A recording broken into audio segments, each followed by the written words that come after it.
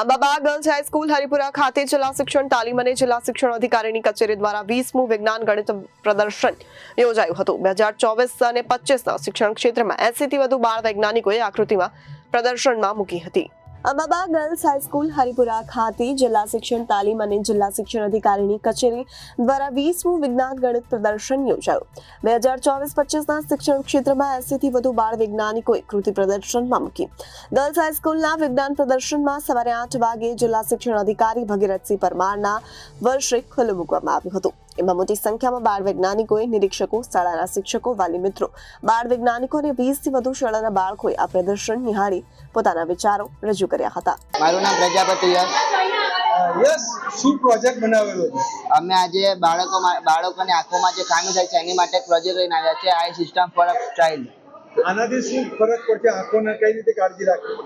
તો આમાં એવું થશે કે બાળક જ્યારે ફોનની સ્ક્રીન, એલઈડી, કોમ્પ્યુટર, લેપટોપ વગેરે સ્ક્રીન પર જ્યારે તેની નજીક જશે તો અમે સેન્સર મૂકેલું છે, તો તે સેન્સર ડીએક્ટિવ થશે, જેનાથી જે એલઈડી સ્ક્રીન છે તે ઓટોમેટિક બંધ થઈ જશે, જેથી બાળક જે છે ટીવીથી દૂર બેસતા શીખશે, જેનાથી બાળકોની આંખોને નુકસાન નહીં પહોંચે અને તેમની આંખો પણ સારી રહેશે। કેટલા સમયની મહેનત છે આ બનાવવામાં? આ લગભગ અઠવાડિયાની મહેનત છે અમારી। શું શું વાપરેલું છે? આમાં અમે લાકડાના કાર્ડબોર્ડ, કલર, પછી પીવીસી પાઇપ, બોલ, મગજ, પછી colour, sensor, LED light, LED screen વગેરે, લાકડાની બેન્ચીસ, ઘર વગેરેનો ઉપયોગ કર્યો છે। કેટલા વિદ્યાર્થીઓ સાથે? આમાં 3 વિદ્યાર્થીઓ સાથે હતા।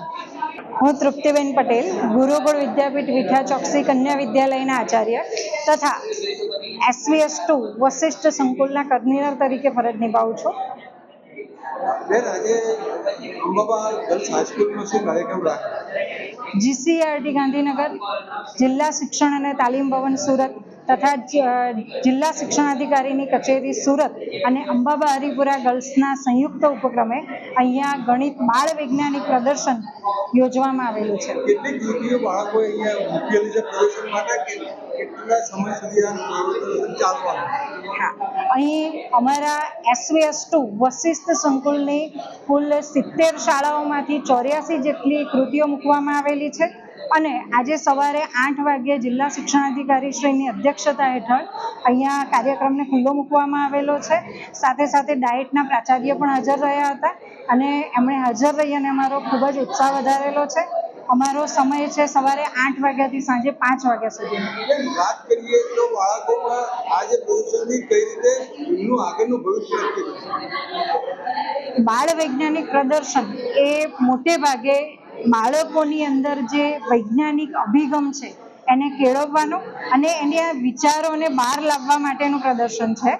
આ બાળ વૈજ્ઞાનિક પ્રદર્શનને લીધે જ કદાચ આપણને ડૉક્ટર APJ અબ્દુલ કલામ પણ મળેલા છે અને રિસેન્ટલી રિફલ નામનો જે બાળક કે જેની કૃતિ આંતરરાષ્ટ્રીય લેવલે ગઈ છે, તે આવી નાનકડા ગામડાનો બાળક આવા વિવિધ પ્રદર્શનોને લીધે જ આગળ છે। તમે આ કૃતિઓ બધી જોઈ, ગમતી કઈ કૃતિ? લગભગ ઘણી બધી કૃતિ મેં જોઈ છે, પણ એની અંદર બહુ બધી કૃતિ એટલી બધી સરસ છે કે કદાચ એને એક જ કૃતિને હું નામ લઈશ તો એને ન્યાય નહીં આપી શકું। Reporter Arvind Rathod, Janadesh news, Surat.